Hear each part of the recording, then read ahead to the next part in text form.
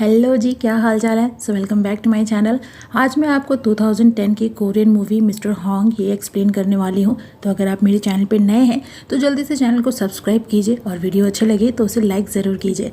तो चलिए बिना किसी देरी के चलते हैं अपने एक्सप्लेनेशन की ओर।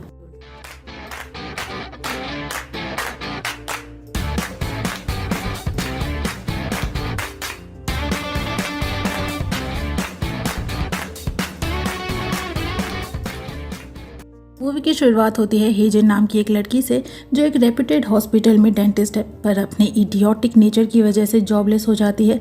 होता कुछ ऐसा है कि हेजिन हॉस्पिटल डायरेक्टर की डांट से इतनी नाराज होती है कि उन्हें रेजिग्नेशन देने की धमकी देती है और टू हर सरप्राइज डायरेक्टर वो रेजिग्नेशन एक्सेप्ट भी कर लेते हैं, जिसके बाद तो उसे सोल के किसी और हॉस्पिटल में एक्सेप्ट भी नहीं करते।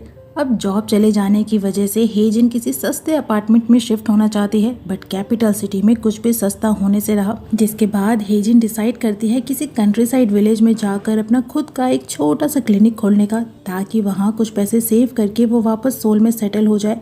इसीलिए वो आती है सोल से दूर एक छोटे से गांव में, जहां उसकी मुलाकात होती है होंग नाम के एक लड़के से जो बहुत ही इंटरेस्टिंग कैरेक्टर है। होंग एक मल्टीटास्किंग इंसान है जो हर तरीके की जॉब लेता है, वो भी $50 पर डे के हिसाब से। फिर चाहे वो ब्रोकर का काम हो, पेंटर का काम हो, गार्ड, सिंगर, हेल्पर, एनीथिंग, वो किसी भी काम को ना नहीं बोलता। उसके इसी लविंग एंड हेल्पिंग नेचर की वजह से गाँव वाले उसे पसंद भी करते हैं।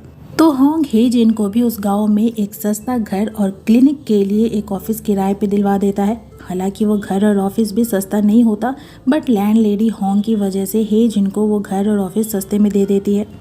शुरू में तो हेजिन उस जगह एडजस्ट नहीं कर पाती, क्योंकि वो जगह उसके रहने लायक नहीं थी, बल्कि कुछ पुरानी और गंदी सी थी। पर होंग जो एक मल्टीटास्किंग इंसान है, वो खुद से उसकी साफ सफाई और पेंटिंग करके उसे एकदम चमका देता है। यहाँ तक कि वो खुद से ही हेजिन का क्लिनिक भी सेट कर देता है। पहले तो होंग हेजिन को बहुत ही अजीब लगता है कि कैसे कोई इंसान बिना काम किए भी इतने काम करता है। मतलब वो उसे हर जगह ही काम करते दिखाई देता है, फिर चाहे वो शॉप में कैशियर का काम हो या फिर डिलीवरी बॉय का।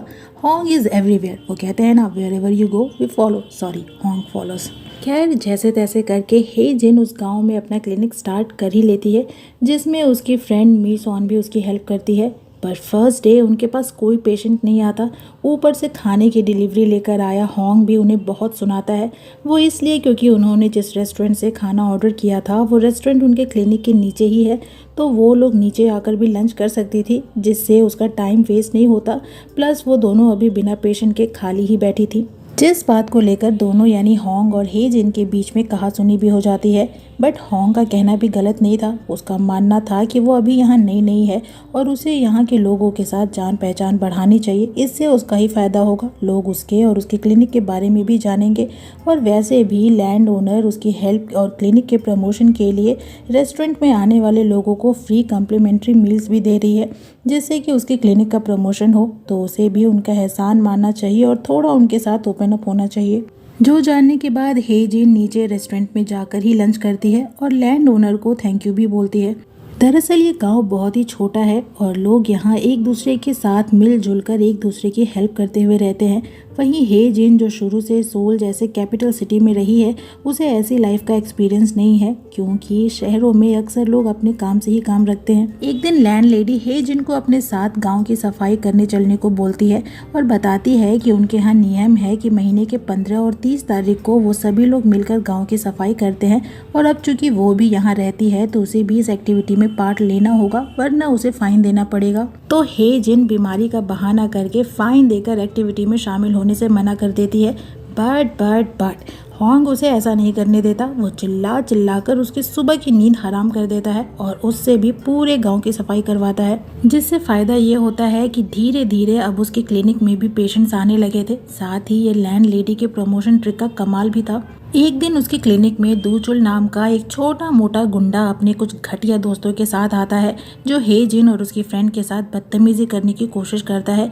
जो बात जब होंग को पता चलती है तो वो उसे दोबारा उस क्लिनिक में आने से मना करता है, ये बोलकर कि हेजिन उसकी गर्लफ्रेंड है जिसे वो 1 साल से डेट कर रहा है और अब उसे शादी भी करने वाला है, और साथ ही उसे उसकी पुरानी मार भी याद दिलाता है। दरअसल होंग और दूचुल सेम स्कूल में पढ़ा करते थे और तब दूचुल होंग से कई बार पिट भी चुका था, बट दोजुल वॉज लाइक अब मैं पहले वाला दोजुल नहीं रहा, नाउ आई कैन फाइट। जिसके बाद दोनों के बीच एक फाइट होती है जिसमें ऑब्वियसली होंग ही जीतता है और उसकी इस फाइटिंग स्किल्स को देखकर हमारी हेजिन मैडम फ्लैट ही हो जाती हैं। जिसके बाद वो रात होंग को थैंक यू बोलने उसके घर भी जाती है, जहाँ दोनों साथ में ड्रिंक करते हैं, थोड़ी बहुत इधर उधर की बातें करते हैं और हेजिन तो इतनी ड्रिंक कर लेती है कि रात वो होंग के घर ही सो जाती है और सुबह जब वहाँ से जाने लगती है तो गांव के सभी लोग उसे देख लेते हैं। जिसके बाद तो ये खबर जंगल में आग की तरह फैल जाती है कि सच में होंग और हेजिन एक दूसरे को डेट कर रहे हैं। वैसे देखा जाए तो लाइक तो दोनों ही एक दूसरे को करते हैं, बट ये एक्सेप्ट नहीं कर रहे हैं। लेकिन होंग हर जगह ही है जिनकी हेल्प के लिए पहुंच जाता है, फिर चाहे सुपरमार्केट में हंगामा करके जेल जाना हो या फिर रोड पे हिट एंड रन केस में दोबारा से जेल जाना हो, होंग हर जगह ही है जिनकी हेल्प के लिए पहुंच जाता है। साथ ही पुलिस वालों के साथ उसकी काफ़ी अच्छी बॉन्डिंग है, जिस वजह से वो पुलिस वाले भी हेजिन को अपनी भाभी की तरह ट्रीट करते हैं। एक रात दोबारा से हेजिन होंग के साथ ड्रिंक करके उसके घर में सो जाती है। हालांकि इस बार भी वो पूरी कोशिश करती है कि कोई उसे होंग के घर से निकलते ना देखे, बट इस बार भी लोग उसे देख ही लेते हैं, जिस वजह से एक बार फिर उन दोनों के डेटिंग के रूमर्स गांव में फैलने लगते हैं, जिसके बारे में मी सॉन हेजिन से पूछती है, बट वो होंग को बस अपना एक अच्छा दोस्त बताती है। धीरे धीरे समय बीतते जाता है और एक रात तेज बारिश में होंग हेजिन को अपने साथ एक लेडी के घर ले जाता है जिसकी डिलीवरी होनी थी। हालांकि हेजिन बताती है कि वो एक डेंटिस्ट है, ना कि दाई जो उस लेडी की हेल्प कर सके, बट होंग उसे उस लेडी की हेल्प करने के लिए रिक्वेस्ट करता है, ये बोलकर कि वो लेडी सिर्फ एक डॉक्टर के सामने ही अपने बच्चे को जन्म देना चाहती है। जिसके बाद हेजिन गांव की बाकी लेडीज के साथ मिलकर उस लेडी की डिलीवरी करवाती है, जो उसके लिए एक नया एक्सपीरियंस था, जिसके लिए वो बाद में होंग को थैंक यू भी बोलती है, क्योंकि किसी को जन्म देते देखना, एक नई लाइफ की शुरुआत होते देखना, ये फीलिंग उसके लिए बहुत ही स्ट्रॉन्ग और मोटिवेशनल थी। होंग भी उससे कुछ देर बातें करता है, उसे लाइफ की भाग दौड़ से कभी कभार ब्रेक लेकर खुद के साथ और नेचर के साथ भी समय बिताने को बोलता है, जिससे वो लाइफ में किसी भी प्रॉब्लम से डील कर सकती है। हेजिन को उसका ये सपोर्टिंग और केयरिंग नेचर बहुत ही अच्छा लगता है और एट लास्ट वो उसे किस भी कर लेती है। जिसके बाद अगले दिन से तो वो पूरे टाइम बस अपने और होंग के किस के बारे में ही सोचती है। वहीं उसकी दोस्त मी सॉन उसके लिए होंग का बैकग्राउंड चेक करके लाती है और बताती है कि होंग के पेरेंट्स बचपन में ही एक कार एक्सीडेंट में मर गए थे, जिसके बाद उसे ऑर्फेनेज में डाल दिया, जहाँ से एक बूढ़े आदमी ने उसे अडॉप्ट कर लिया जो राइस स्टोर चलाता था, जिसे होंग दादाजी बुलाता है। और कुछ समय बाद उनकी भी डेथ हो जाती है, जिसके बाद से वो दादाजी के वेयर हाउस को ही अपना घर बनाकर उसी में रहता है। साथ ही उसके स्कूल और कॉलेज का खर्चा गांव वालों ने मिलकर उठाया था, जिस वजह से पूरा गांव ही होंग की एक फैमिली है।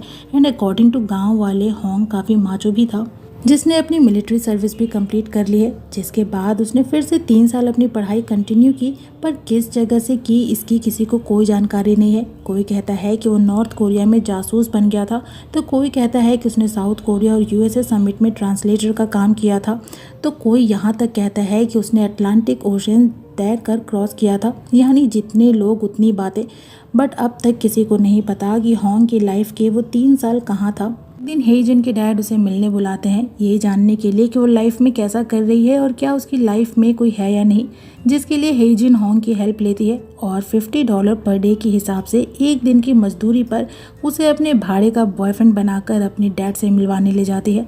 दरअसल हेजिन के डैड काफ़ी रिच हैं, बट हेजिन उनके साथ नहीं रहती क्योंकि वो कुछ इलीगल तरीकों से भी पैसे कमाते हैं, जो चीज़ हेजिन को पसंद नहीं है। इसीलिए वो अपने घर छोड़कर खुद ही मेहनत करके अपने स्कूल और कॉलेज की फीस भरती थी। खैर उसके डैड को भी होंग काफ़ी पसंद आते हैं और आए भी क्यों ना, वो है ही मल्टीटास्किंग, तो चाहे गोल्फ खेलना हो या फिर चाइनीज चेस, वो सभी में परफेक्ट है।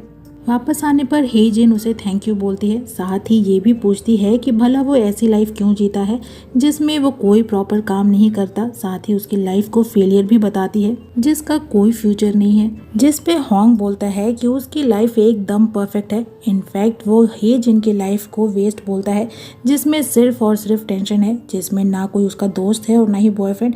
वो बस अकेली और मायूस लाइफ जीती है, ना किसी से बात करती है और ना ही लाइफ को एंजॉय करती है। जो सुनने के बाद तो हेजिन गुस्से में वहाँ से चली जाती है और होंग को उसकी मजदूरी भी नहीं देती।